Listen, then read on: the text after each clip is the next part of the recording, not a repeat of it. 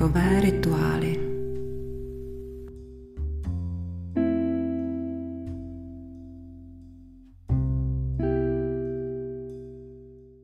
Milí posluchači, dnes se budeme věnovat magickému tématu a tím je záměr nebo přání v relaxaci. Relaxace je hlavně o zastavení a o uvolnění, které navodí regeneraci a obnovu sil. Ale pokud už se umíte uvolnit do klidu a do pohody celkem snadno, tak zjistíte, že se v relaxovaném stavu objevuje takový zvláštní prostor, ve kterém jste jenom vy sami. Jste ponoření do sebe, vaše smysly a vaše myšlenky jsou soustředěné jenom na to, co se děje u vás v těle a podněty z okolí vnímáte spíš okrajově. A v tomto stavu, kdy jste plně zaujatí sami sebou, je možné věnovat energii jedné konkrétní myšlence a posílit tak její vliv na váš život. Vaše myšlenka ve spojení s dechem je prvním reálným krokem k tomu, aby se váš sen stal skutečností. Protože přání, které prodýcháte, nebo můžeme rovnou říct, pro které dýcháte, se stává živou skutečností. Dech je aktivní děj, je to reálná činnost a prodýchání je úplně první věc, kterou můžete pro svoji vizi udělat. Je to první opravdový krok k tomu, aby se váš sen nebo vaše přání naplnilo.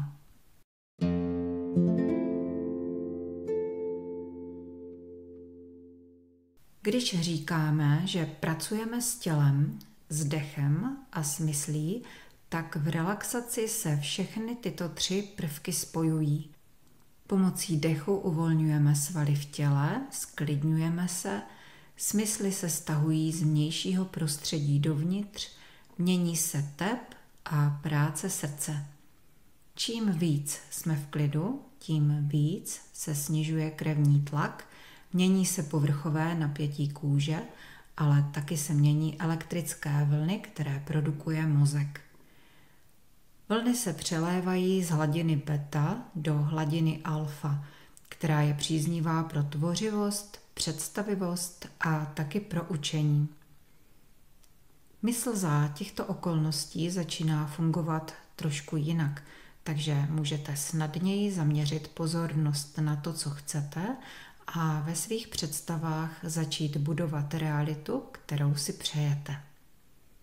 Můžete taky postupně navozovat stav, který chcete zažívat ve svém životě, takže když umíte pracovat s myslí, dokážete změnit to, co se děje ve vás a následně i kolem vás.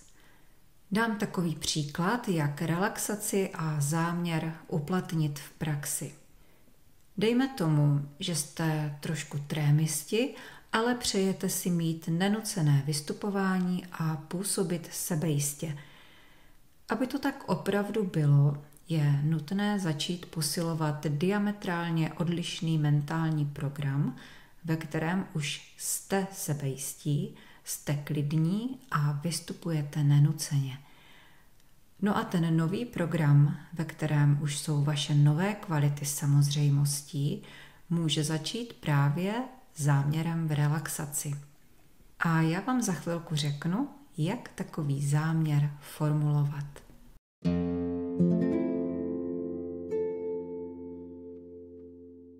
Za prvé je potřeba, aby ten nový program, který si během relaxace fixujete, byl zaměřený jenom na pozitivní změnu, kterou si přejete. Takže jestliže řešíte třeba tu trému, tak si ji během relaxace nebudete nijak připomínat a nebudete se vůči ní ani vymezovat. Prostě ji necháte zmizet a plně se soustředíte jenom na to, co chcete. Takže v tomto případě na sebejistotu a klidné, uvolněné vystupování. A teď k formulaci toho záměru nebo přání. Jóga má pro vyjádření přání nebo záměru slovo sankalpa. A ten termín zároveň znamená, že jste skutečně odhodlaní dosáhnout svého cíle, že jste připravení na změnu a že váš záměr je upřímný a opravdový. Takže sankalpa je vlastně metoda, která vám pomůže formulovat záměr a přetvořit váš svět do podoby, které chcete dosáhnout. Je to jako když máte v ruce semínko, které jste sami stvořili, jako když jste sami naprogramovali jeho vlastnosti a jeho budoucnost a teď ho jdete zasadit. Otázkou jenom zůstává, jak takové semínko naprogramovat.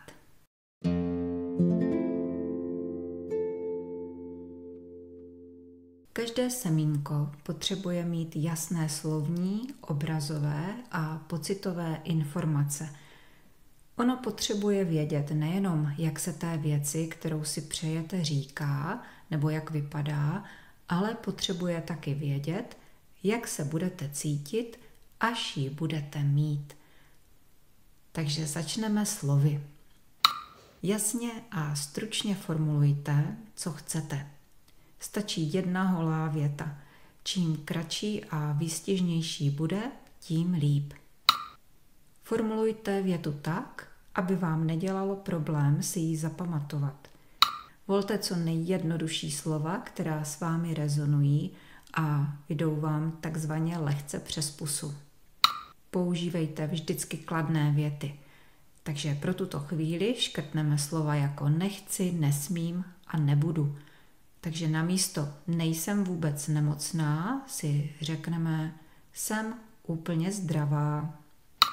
Mluvte v přítomném čase, jako by přání bylo už realitou. Takže dám příklad. Jsem spokojená sama se sebou. Vynechejte slova, která mají negativní pocitové zabarvení. Takže místo zbavuju se úzkosti si řekněte třeba cítím se dobře a bezpečně.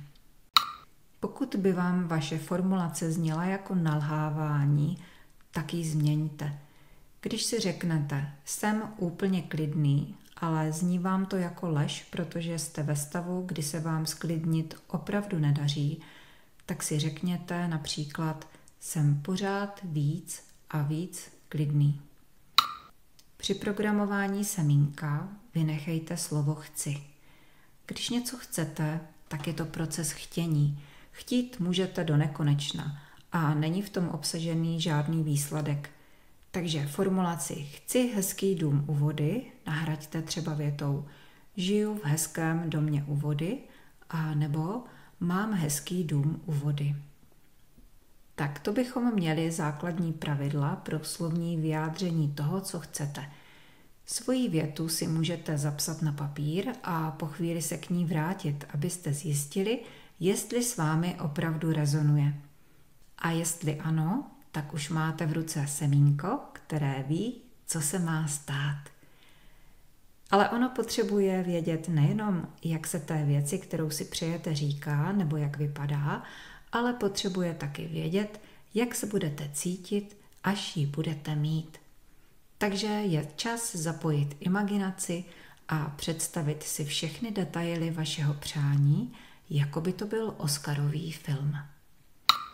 Semínko potřebuje vědět, kým jste a na jakém místě se celý děj odehrává. Vytvořte tedy co nejvěrnější prostředí pro svůj vysněný cíl. Představte si, co v té situaci chcete zažívat, respektive co nejlepšího chcete prožít a jaké věmy jsou s tím spojené. Představte si, co ve svém vysněném filmu vidíte a slyšíte, jestli se s tím zážitkem spojuje i nějaká vůně, anebo chuť, anebo nějaký pocit. Uvědomujte si úplně všechno, co můžete vnímat a cítit po těle i ve své duši, když už konečně máte to, po čem toužíte. A čím barvitější představu dodáte, tím líp svoje semínko naprogramujete. Prociťte všechny nejúžasnější detaily svého záměru a uložte si je do svého semínka. No a v příští epizodě vás provedu klasickou relaxací Marmanashthana Kriya, ve které bude prostor pro to, abyste si svoje semínko zasadili a umožnili mu růst. Přeju vám krásné dny plné inspirace a těším se na slyšenou zase příští týden.